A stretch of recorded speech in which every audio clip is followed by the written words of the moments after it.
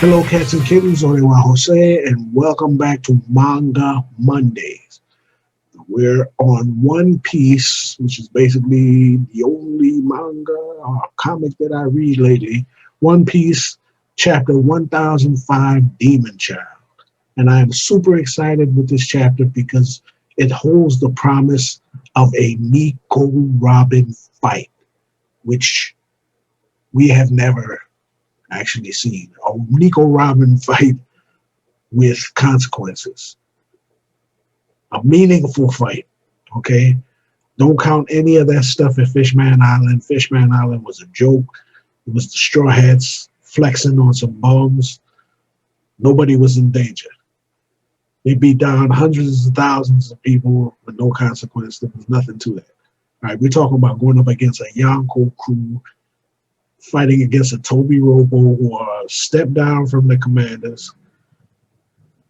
This is a serious fight. All right, but let's see how we got there. First thing that strikes me looking at, and it is Black Mariah, I'm going to say, Black Maria, let's say it's Black Maria.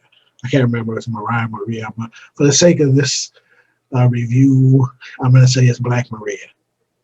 Anyway, so Black Maria is huge. You know, this is just occurring to me for some reason, the scale, because Sanji is suspended up in the air, and she's eye level with Black Maria, and he looks like less than a baby compared to her in size. So he's getting throttled, beaten relentlessly. He defeated all of the men there, which apparently was not even a issue. He beat them down quickly, but again, he can't fight women. It's psychologically embedded in him. It's something that he cannot do. And that goes back to Ines Lobby with Usopp. You do what I can't do, and I'll do what you can't do. But we'll see how that applies to later. Anyway, he's getting beaten by her, and he can't fight back because she's a woman. That's his code. If he didn't have that code, he'd wiped up the floor with her. There's nobody in that room that threatens him. And I know that for a fact. She's fortunate that he has that code, because if there was Zoro in there, they'd all be dead. You know what I'm saying? There wouldn't be, none of his blood would be on the floor. You know what I'm saying? He'd just murdered all of them. But anyway, that's Sanji's plight. And he's taking this beating. And it's semi-comical in the sense that while he's taking this beating, the women are like, oh, no, he's going, he's taking this beating to protect his friend, they will fall in love with one of them says, if he weren't the enemy, I'd fall in love with him because he's showing this resilience and, having this code. While she's beating on him, she's just laying into him, right? Then Sanji finally interrupts and says, wait, God, at least say one thing. And they're like, oh my God, he's going to say like, screw you, I'll never give up my friend. And he cries out for help. Help me, Robin. And they got, that little bug-eyed expression. Even Maria's like, huh? So he says, help me, Robin. I'm trapped. I'm on the third floor in the banquet hall. I've been taken prisoner. Help me. And this is echoing all throughout Onigashima. So he looking like a punk in front of everybody. Now, us Sanji fans, actually, I'm a Zoro fan, for real. But I love Sanji, and I feel bad for him because he's constantly getting trolled and punked. Even though it's not like he's a bad fighter. You can even go back to my review of Whole Cake Island that I did with Dave. I feel like that should have been his arc to flex, to show the results of his training and level up, show new techniques or whatever. Oh, they didn't give it to him. He's got to come up big at some point. Anyway, now he's getting punked in front of all the people. And, Nabi understands. She says, oh, okay, he got to be caught by a woman. But you got people like Beppo and, dude from the Kid Pirates talking about he's pathetic. Even Sasaki is saying, this dude is a punk, he's wailing and crying, whatever. To me, this is setting up Sanji's big win. You know what I'm saying? Because everybody's looking down on him. I couldn't imagine if Zoro wasn't occupied with, the stuff on the roof and he heard this, he would probably go off. he would go off. But I think this is setting up Sanji for a big win. Anyway, only person that really doesn't have a really adverse reaction is Marco. And Marco, he got that Kakashi vibe. He doesn't really, nothing phases him.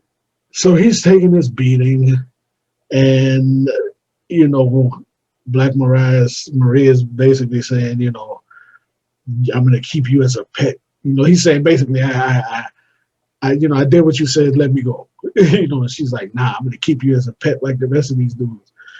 Another comical situation. Sounds just like, no, I'm not gonna. He's not gonna be monogamous or whatever. I want to love all the ladies, and that pisses her off. So she's about to beat him some more, and the giant mono comes out. Bam! Nico Robin comes in like a boss. Like a boss. It's a boss level entry. Baps, Maria, draw blood, everything. Knocks her, sends her flying a little bit. Let me see. Yeah, I mean, I love that line. She said, I spend a lot of time working in evil organizations. When somebody hurts my friends, it brings a demon part of me out. Yeah, as I said in the last review, Nico Robin was an assassin and broke work. People underestimate her, you know what I'm saying? She plays nice when she's with the Straw Hats, and, she hasn't had an opportunity to really, go back in her gangster bag. She's going back into her gangster bag, you know what I'm saying? She said, y'all want to be gangsters, let's be gangsters. You know what I'm saying? So she's going back there. She said, you want to bring that out of me? Fine. Brooke is there with her. And that turns out to be advantageous because Maria had left, spider webs all over the place and on the floor, so that when Nico Robin came in, she would be stuck in the webs. Then her girls were going to tranquilize her, and then they take her away. Now, one thing that interests me is that, let me see. So Brooke froze the spider web so that she could come in.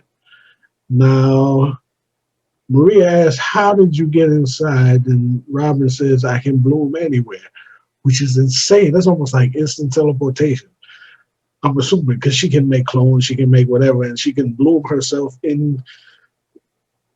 If I'm understanding that right, like if she was in another place and she heard that Sanji was on the third floor, can she send a clone over there and then switch places? I don't know if that's almost like a teleportation type deal. That's insane. I don't know. I want to understand exactly how that works because we know she can make clones and use it like Kagebushin for deception or whatever. But can she bloom herself from one place to another? And if so, how does she get the bloom to go to anyway? And I just thought that was curious. But she give her the stank eye. She gives her the evil eye. And she's about to go in on her. And the part that I enjoy is that before Sanji runs off, and he says, for some reason, I don't think I can win here. Okay, we understand that, true. Robin says, thank you for relying on me for help. I really appreciate it. Because that goes back to them rescuing her from Menace Lobby. I'm not saying she's returning favors for favors, but it's nice to know this. She knows that they don't just see her as somebody that they're going to endlessly have to protect because they know people are going to be gunning for her. She's a valuable asset in the quest for One Piece because she can read the ancient, writings on the poneglyphs, but she's just not there to be, protected. You know what I'm saying? He put her out there to help him.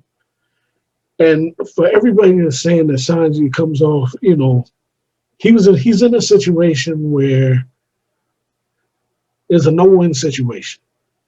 And when you really think about it, he is too valuable to be lost in this situation. Yes, he can't fight Maria. He physically cannot do it. Not that he couldn't beat her, he could, but because of his upbringing, he can't do it. And when you go back to Zoe, what was it? Luffy said that he needed to get Sanji back for the battle because he's worth 1,000 guys. He says, and then you couple that with CP0 when they were talking about the battle for Onigashima. If you don't take out the officers, there's no way they can win. Sanji can fight an officer, but he can't fight her. But he can't ask somebody, even Frankie or Robin, to fight Jack or to fight Queen because they can't do it. That's his job. So he knows I can't be lost here. You know what I'm saying?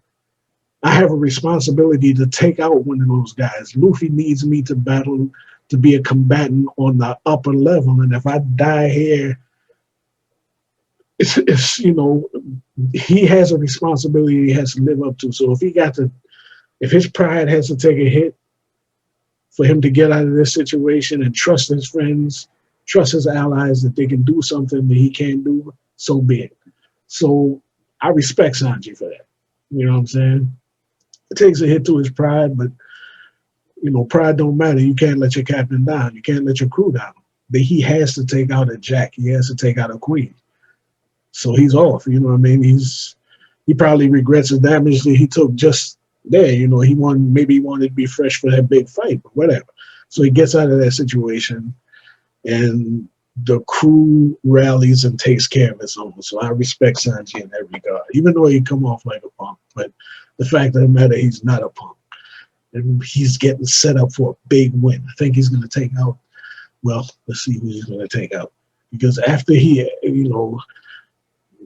gets himself out of that situation, we move over here to Shinobu, Yamato, and Momonosuke. And they get into it with this bit about these little rats who are actually cyborgs who relay information to the other smile users with the eye on their faces. It's part of his Kaido's intelligence network, I think. Anyway, I don't understand how that works exactly, how cyborgs relay information to smile users. I don't know. That's not a big deal for me, but it is interesting. Yes, you say. It's interesting that Momonosuke, Shinobu, and Yamato are basically cornered. So they've got their location. Anyway, they're being sat upon by these fellows who batter down the door. Yamato tells Momonosuke, she needs her hands free to fight, so get inside of my clothes, and then she opens up a little kimono, and we don't get Momonosuke's facial reaction, but we can pretty much imagine what it is, the little pervert that he is. And Yamato and Shinobu fight their way out. They extricate themselves from that situation, and they're on the run. Okay. Then we come in, and Jack is on his way to get the samurai because he's got a reckoning with Raizo and Inuarashi and Nekomamushi. He wants to, beat them down for the trouble that they caused him back in Zoro. Well, pretty much beat them down in Zoro. Anyway, his point is that he waves off Black Maria and tells her basically that a Toby Robo is no match for those dudes, even for the samurai, even if they're mortally wounded. So you back off, I'll take care of this. And he's going to beat them down, kill them. It's not even a beat down situation. He's going to kill them. Sanji is on his way to save the samurai. So are we saying that Sanji is going to fight Jack? If so, fine. He needs a win anyway. Sanji needs a win. If it come at the expense of Jack, Jack the Jobber, fine. I'm good. Somehow I got the feeling that that's not going to be the case. It'd be an interesting fight because, Jack's a tank. He can take tremendous amount of abuse. That'd be an interesting fight. I didn't see that coming. I thought it'd be Sanji and Queen. Well, it still could be because we didn't see Queen fighting. King and Queen would double team in Marco. But the last time we seen Marco, he was just fighting King one on one. So Queen could be running around somewhere and Sanji runs into him and they fight. But that leaves Jack going after the samurai and whoever's in that room with the samurai trying to help them. But at the same time, Yamato could step in because Yamato's free, doesn't have anybody to fight really. So that's a bit of a mystery. We'll see how that works out. I'd like to see Sanji and Queen. But if he gets, see, if he fights Jack first, he still has to fight Queen because that's a second commander fight. So is he going to pull a Luffy and take out two commanders in one arc? That'd be cool. But no, I don't think that's going to happen. I don't think that's going to happen. So we'll see. So it ends up with the fight between where we're staring down Robin and Brooke versus Black Maria, and she takes off her kimono for some reason. So I don't know how that's going to work. Hopefully she puts it back on so we can see the rest of the fight. Although it seems like Brooke wouldn't mind, but whatever. So that's it. But the main thing is Nico Robin is getting a fight. I desperately want to see her exactly what she can do. I want to see all them cards on the table. You know, is she going to develop hockey? Is she going to develop armament hockey? Has she already developed armament hockey and just didn't tell anybody? She's a secretive person, maybe. I don't know. I hold out hope. All I'm saying is I want to see her dominate somebody that she's never fought anybody of consequence before. So there's that. So I don't know if we got all of the undercards set. Chopper, we still have to see who Chopper fights, but aside from that, I think all the undercards are set. Looking forward to next week. That's it. There's One Piece chapter 1005. Like, comment, subscribe, whatever. Manga Monday is out. Stay loose.